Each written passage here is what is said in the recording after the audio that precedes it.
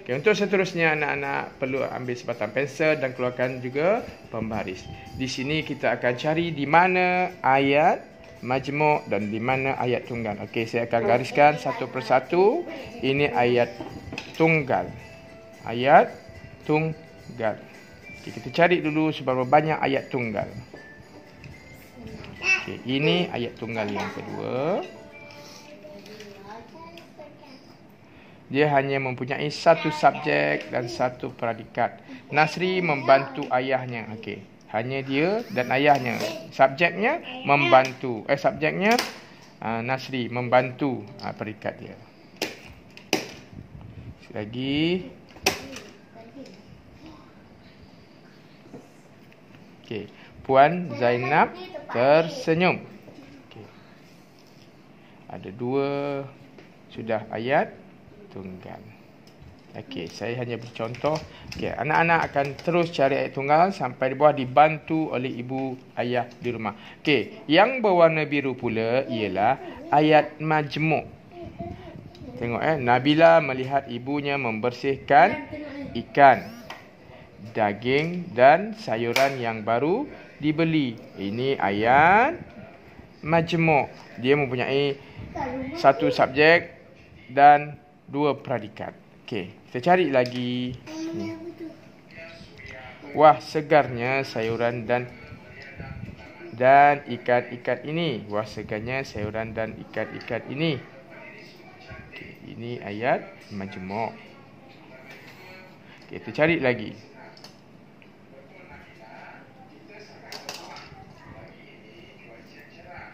Makanan yang segar mengandungi vitamin. Ini kita boleh tulis A-M-A-T. Okey, kita cari lagi ayat majmuk. Okey, yang ini ayat majmuk. Kita memerlukan vitamin kerana vitamin memberi tenaga. Okey anak-anak, saya sudah bagikan dua contoh ayat majmuk. Anak-anak boleh cari dalam teks tersebut. Nanti saya akan senaraikan ayat-ayat majmuk dan ayat tunggal dalam selepas sesi PDP nanti.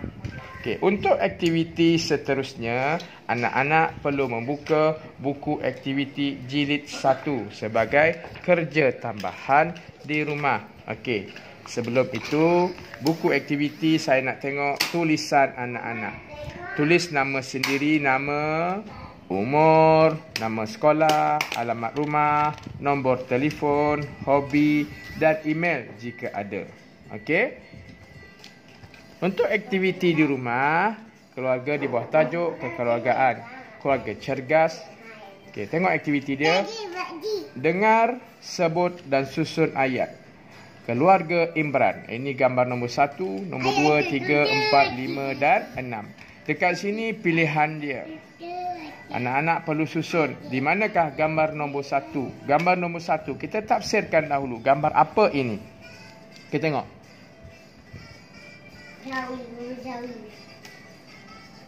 Okey, tengok. Encik Ismail, bapa Imran membawa keluarganya meluncur ais. Mereka sering meluncur ais pada hujung minggu. Tengok pula. Puan Sakinah, ibu Imran mengajar Irmi meluncur ais. Irmi sangat teruja dapat belajar meluncur ais. Encik Ismail membantu Irmi memakai kasut menggeluncur ais. Beliau mengikat tali kasut Irmi dengan kemasnya. Imran meluncur ais bersama-sama dengan bapanya. Mereka mengelilingi gelanggang. Setelah puas bermain, mereka memulangkan kasut geluncur ais di kaunter pangan. Okey, tengok yang ini. Yang ini dia baru sampai. Baru sampai ialah ini. Okey. Okey. Nanti anak-anak perlu tengok gambar, tafsirkan barulah. Nanti jawapannya saya akan bagi sebentar saja lagi. Okey, untuk aktiviti yang kedua, ini aktiviti tambahan di rumah. Baca teks, kemudian tulis ayat tunggal dan majmuk. Nanti anak-anak dengan bantuan ibu dan ayah, pastikan anak-anak membaca, gunakan kembali pensel dan pembaris, cari ayat tunggal sebanyak 4 ayat tunggal dan 4 ayat majmu' dan suruh anak-anak tulis di sini. Sebagai contoh yang pertama, kita tajuk je sarapan berkhasiat. Arahan dia, baca teks kemudian tulis ayat tunggal dan ayat majmu'. Bagi Puan Sakinah, sarapan yang berkhasiat sangat penting untuk keluarganya. Beliau membuat lempeng kelapa. Beliau membuat lempeng kelapa. Yang ini ialah ayat tunggal. Puan Sakinah menyediakan sambal ikan bilis. Encik Ismail suka makan lempeng kelapa dengan sambal ikan bilis. Anak-anak mereka pula suka makan lempeng kelapa dengan madu. Irmi dan Imran menolong Puan Sakinah menghidangkan makanan. Minuman mereka ialah jus oren. Imran suka minum susu tetapi Irmi suka minum jus oren. Mereka bersarapan bersama-sama. Setelah anak-anak membaca, ibu ayah boleh bantu anak-anak mencari ayat tunggal dan digariskan dan diletakkan dengan tanda AT, iaitu ayat tunggal. Manakala ayat majmu', Encik Ismail suka makan lempeng dengan sambal ikan bilis. Ini ayat majmu'. Nanti itu sahaja anak-anak. Selamat mencuba.